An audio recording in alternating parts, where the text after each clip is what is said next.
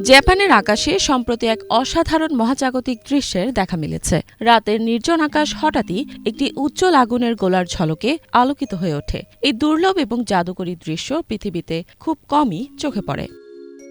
গত ১৯ আগস্ট গভীর রাতে কাগোশিমার আকাশে হঠাৎ করেই একটি ঝলমলে আলোর বল দেখা দেয়, যা মুহূর্তের মধ্যে চারপাশকে আলোকিত করে তোলে। এই ঘটনা লাইভ ক্যামেরার মাধ্যমে ধরা পড়ে। ব্রিটিশ সংবাদ মাধ্যম রয়টার্স স্থানটির সত্যতা নিশ্চিত করেছে। স্থানীয় সংবাদ অন্যান্য উৎস থেকে প্রাপ্ত অতিরিক্ত তথ্য এবং তারিখ যাচাইয়ের মাধ্যমে রয়টার্স জানিয়েছে, ভিডিওতে দেখা ভবন, সেতু ও আগ্নেয়গিরির অবস্থান স্যাটেলাইট চিত্র পূর্বের রেকর্ডকৃত তথ্যের সঙ্গে মিলিয়ে তারা ঘটনাস্থল নিশ্চিত করেছে।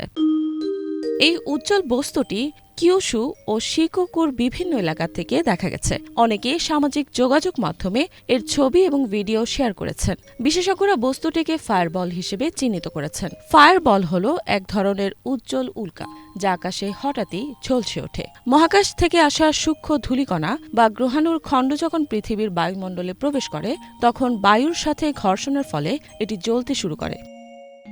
এই উজ্জ্বল আগুনের গোলাটিকে একটি মহাজাগতিক ঘটনা হিসেবে ব্যাখ্যা করেছেন সেইন্দে স্পেস মিউজিয়ামের পরিচালক তোশিহিসা মায়দা। তিনি বলেন, মহাকাশ থেকে আগত ধূলিকণা বা গ্রহাণুর টুকরো যখন পৃথিবীর বায়ুমণ্ডলে প্রবেশ করে, তখন ঘর্ষণের ফলে তা জ্বলে ওঠে। এর ফলে একটি উজ্জ্বল আলোর সৃষ্টি হয়। স্থানীয়রা জানান, ওই মুহূর্তে রাতের পরিবেশ এমনভাবে আলোকিত হয়েছিল যেন চারপাশ দিনের মতো উজ্জ্বল হয়ে উঠেছিল। অনেকেই ধারণা করছেন এই উল্কাটির খণ্ড সম্ভবত সমুদ্রের কোথাও গিয়ে পড়েছে।